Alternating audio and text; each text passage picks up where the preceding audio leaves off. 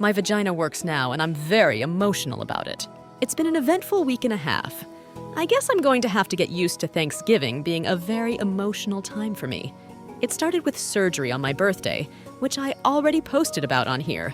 Basically, my sex reassignment surgery went horribly wrong 5 years ago, and I've been trying to fix the complications ever since. This surgery was the end of the line in that whole saga. I woke up from the operation with every complaint that I had about it fixed. I know when you read the words sex reassignment surgery, the connotation to CIS people is that it's just a fun little thing done for the purposes of getting absolutely railed, but it's so much more than that to me. Having everything working down there without things leaking out of it or swelling up is just such a huge weight off my chest. I didn't realize how dysphoric and sad I was about it until it was fixed. It works, you guys! All systems are operational, you know? And touching it is so much fun now. I have to admit, I've been in my bedroom constantly now that it's all working normally. It's been 15 years since my mood first tanked due to my gender dysphoria, and now it's finally over. Second thing that happened this week. My rebirth certificate came in the mail. It's a project that I've been working on for a year now, hundreds of hours of work. Why so much? See, I was born in the South, and they fucking hate me there. So to change the gender on my birth certificate, I need a court order saying I'm a girl now. Problem: I've since moved to somewhere that thinks I'm pretty okay, actually, and they're so based here that they don't do court orders for changes of sex. You just go in and fill out a form and get your new one in the mail. So I had to go through this niche trans advocacy organization here and request a specific kind of order from the judge. Getting through all this alone took 6 months of research and phone tag. Even better, my birth state made its rules for how birth certificates work before they knew that they were supposed to hate trans people.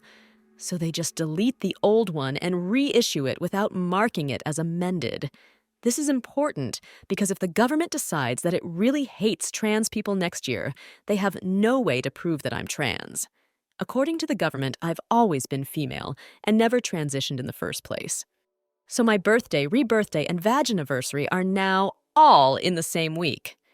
Adding to the mood, my best friend, I have a best friend now, invited me over along with some other friends to celebrate me finally being done with this. I moved here a year ago, and up until then, I never really had friends. People don't really like me for some reason. I'm very neurodiverse and possibly autistic, so maybe that's why, but I could never figure it out. I've been trying to be around people my whole life. I've always wanted friends, but in the end, I always made people mad at me. I spent the previous 3 years of my life before this one in a relationship with a girl whom I was always failing, and who was always mad at me for one reason or another. It was usually some wacky ADHD situation that I never saw coming, and her mood would just flatline all at once, and she would be pissed with me. But now I have friends who love me, and a boyfriend who loves me, and they aren't mean to me like everyone else always was. My students love me, and they give me hugs after class. Sometimes they draw me pictures, and I keep all of them and hang them up in my apartment. I was explaining to my friends the whole story of all 5 surgeries, the political violence I faced, with them all listening to me and supporting me, and I just broke in half and started ugly crying, absolutely sobbing in front of all of them about how much happier I am now than I used to be. We were trying to play some board games, and I just kept randomly bursting into tears like a lunatic. They ask me to hang out, y'all. I've made it. This is it. The same thing happened last night while I was playing Portal 2 with my boyfriend. For some reason, he was particularly funny, and I was really high, so I was sat there laughing maniacally at whatever he was doing and immediately switched to full-on sobbing. It's just been a lot to take in, I guess. I had a check-in with my psychiatrist yesterday, and my PHQ-9 was a 3. The lowest I had managed consistently before I moved out here was 15. The 3 points were because we added atomoxetine, which has been the strongest antidepressant I've ever taken, but since it works on norepinephrine, I'm having trouble sleeping. That's it.